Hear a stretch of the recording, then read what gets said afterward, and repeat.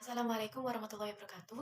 Saya Dian Engasari dengan NIM 2106411000063 dari kelas 3B angkatan 2021.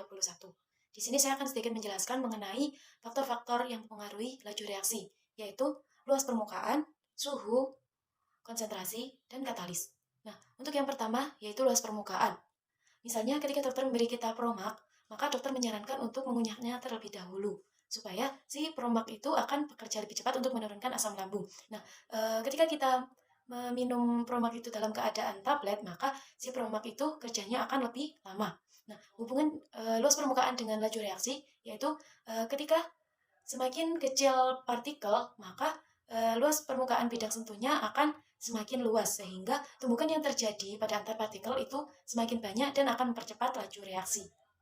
Nah, untuk faktor yang kedua yaitu suhu. Misalnya, kita mau melarutkan gula, maka kita menggunakan air panas sebagai pelarutnya dibandingkan air biasa. Karena apa?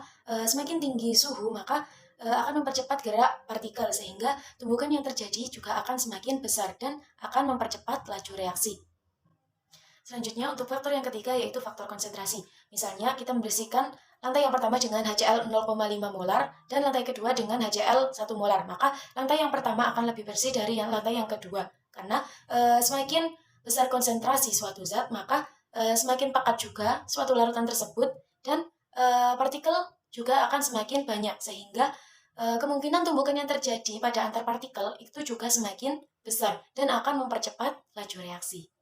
Untuk faktor yang keempat yaitu katalis. Nah, katalis sendiri merupakan zat yang digunakan untuk mempercepat laju reaksi dengan menurunkan energi aktivasi tanpa menurunkan jumlah katalis itu sendiri. Nah, energi aktivasi itu merupakan energi minimum yang harus dimiliki oleh reaksi untuk menghasilkan tumbukan antar partikel yang efektif.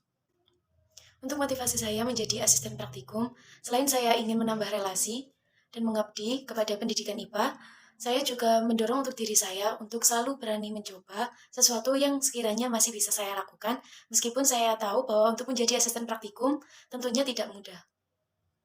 Untuk kelebihan dan kekurangan saya memiliki sifat yang gampang beradaptasi. Dari hal tersebut, untuk menjalin komunikasi dengan orang-orang baru, saya tidak terlalu sulit untuk melakukan hal tersebut.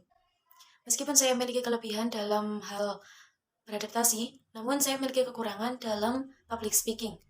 Dan saya memiliki kekurangan dalam hal mengingat sehingga saya perlu menulis beberapa poin penting yang sekiranya harus saya lakukan. Sekian perkenalan dari saya. Wassalamualaikum warahmatullahi wabarakatuh.